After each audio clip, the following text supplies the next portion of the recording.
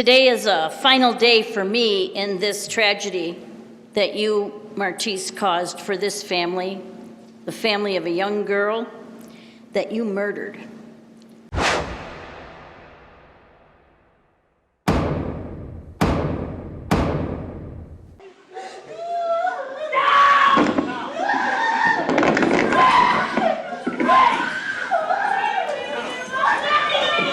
A courtroom may become quite dramatic when a sentence is given, but the response in this instance, where 19-year-old Seandell Jackson was sentenced, is wild.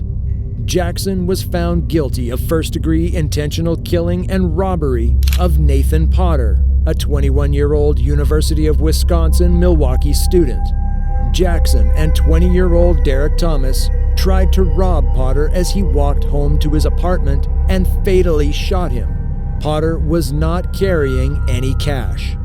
During the trial, Jackson showed no remorse or sorrow for the victim's death or his crime, and even smiled at the victim's family as he was led out of the courtroom. There's nothing that can be said to bring back our Nathan. But your sentence can ensure that Seandell does not have the opportunity as a free man to inflict pain like this again. Is there such thing as pure evil? Jackson became aggressive after being sentenced to life in jail with no prospect of release, cursing the judge.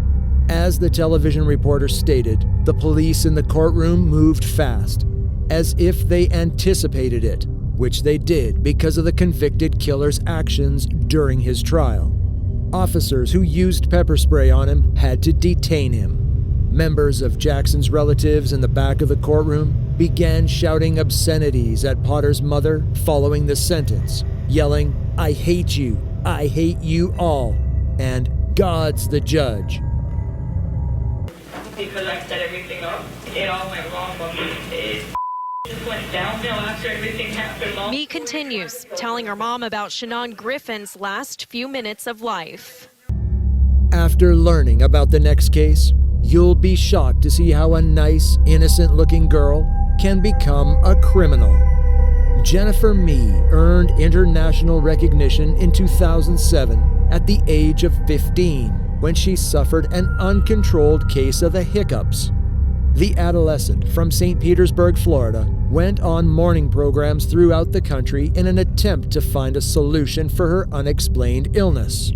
Mee was hiccuping up to 50 times a minute, couldn't go to school, and couldn't eat anything except soft foods.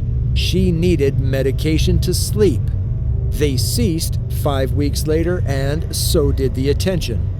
But Mee, then 19, was back in the news in 2010, this time accused with the first-degree murder in the death of a 22-year-old man she met online and led to an empty house where 2 of her companions robbed and murdered him. Shannon Griffin, who went to the abandoned house thinking Mee wanted to purchase marijuana, was shot 4 times and robbed of less than $50. The 22-year-old worked at a grocery store and was on vacation the week he was slain. Mee is just as guilty as the guy who fired the gun under Florida law, since she set him up. Prosecutors utilized police interviews and recorded a phone conversation between Mee and her mother, Rachel Robideau, as proof that she orchestrated the crime.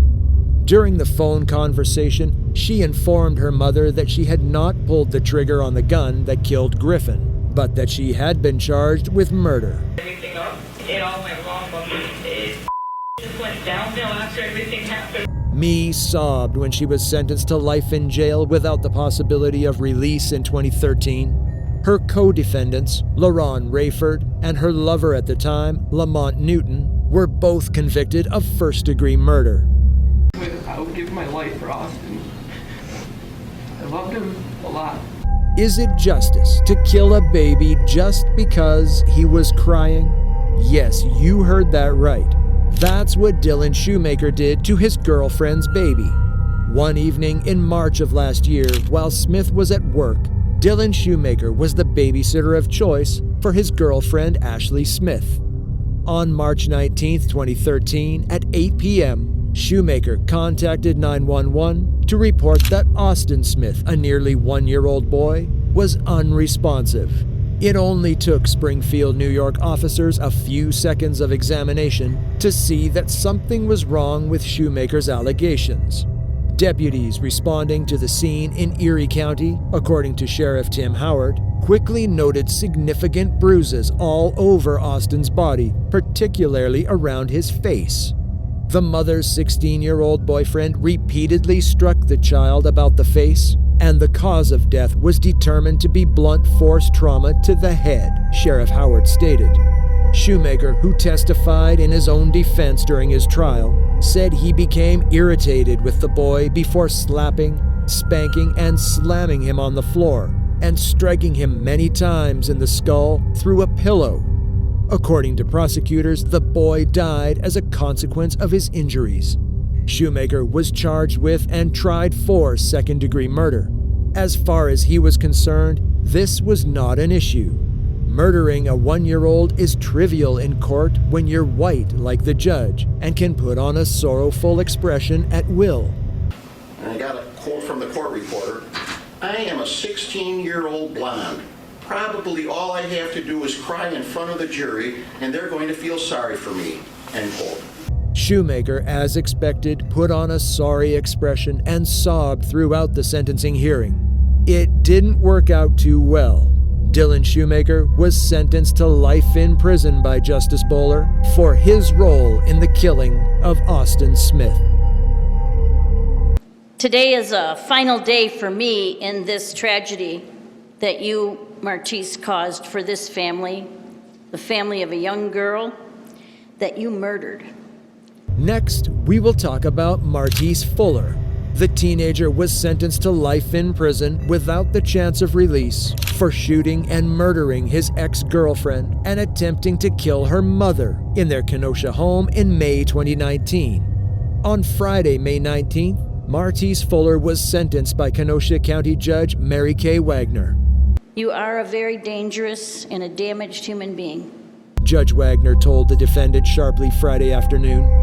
In March, a jury convicted Fuller guilty of shooting and murdering Kaylee Juga, 15, and injuring her mother, Stephanie Juga. For Juga's murder, Wagner sentenced Fuller to life in prison without the possibility of supervised release. The sentences for attempted murder and burglary are to be served simultaneously subsequent to the life term. Prosecutors said Fuller blamed his expulsion from school and banishment from the football team on Kaylee and her mother. They said Fuller, who was 15 at the time, arranged to get a pistol and ammo from a buddy and had a relative dispose of a gun that resembled the one used in the killing. On the afternoon of May 19, 2019, the mother and daughter were upstairs in their home shortly after returning home from school. Fuller crept in via the open garage door as the family was prepared to go camping. Prosecutors cited Fuller's intimate knowledge of the house, Kaylee's daily itinerary, and the fact that he had cased the house before the shooting. Kaylee died at the scene after being shot 5 times. Stephanie Juga recognized Fuller as the individual she encountered on the second floor of her house and was subsequently shot while attempting to flee. Kaylee was subsequently discovered lifeless on her bedroom floor by Juga. She was always by my side, and she was my biggest cheerleader. Now I'm lost. I just feel so lost without her. Stephanie Juga said through tears Friday afternoon. Prosecutors sought the highest punishment in the case, which stemmed from marital abuse, and said that Fuller had accepted no responsibility for what amounted to a murder plan to seize power. During the trial, prosecutors' witnesses painted Fuller as obsessed with Juga, causing her harm in school and harassing her at work and at home, even days before the shooting. Juga home, Your Honor, is a tomb. Their home is a graveyard of memories. Kenosha County District Attorney Michael Gravely said, "He's one of those rare individuals who is willing to kill in order to maintain control," Gravely said. "There is no regret in this situation, Judge. It's mind-boggling that there is no regret in this situation." Carl Johnson, Fuller's legal counsel, requested the court allow Fuller to be freed in 25 to 30 years. When Fuller was given the chance to speak in court, a letter he composed was read aloud by defense co-counsel Jillian Scheidegger, in which he blamed the media and maintained his innocence. So I am sorry. Despite the hatred that is against me, I still am sorry. But I have to continue to stand innocent because I am. Scheidegger read on Fuller's behalf. I am not the person the media has made me out to be.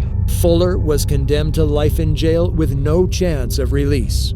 As the judge read his sentence, he showed no sign of guilt. It's what the judge ordered, so that's what it is. It is what it is. But Lyndsey actually grinned when the judge read his ruling, the lack of remorse not lost on David Crawford's daughter. The next case will also shock you like the rest. Nicholas Lyndsey was sentenced to life in prison for the third time for the 2011 murder of St. Petersburg police officer David Crawford. Pinellas Pasco Circuit Judge Thane Covert delivered a 26-page ruling describing why he feels Lyndsey, 21, should spend the rest of his life in a jail cell during a hearing Friday attended by dozens of police officers and Crawford's family and friends. Lyndsey, who was 16 at the time of the murder, has the right to have his sentence reviewed after 25 years under revised juvenile sentencing criteria. Lyndsey's attorneys argued in front of Covert last week that his sentence should be reduced to 40 years, based on a new law passed by the legislature in response to a U.S. Supreme Court decision finding that mandatory life sentences for juveniles violated constitutional protections against cruel and unusual punishment. Covert turned down the move. However, under current law, a judge must consider several factors before sentencing a juvenile convicted of murder to life in prison, including the defendant's age, rehabilitation potential, and impact on the victim's family. Lyndsey's defense team contended that he showed symptoms of recovery by obtaining his GED and attending many other programs while in jail.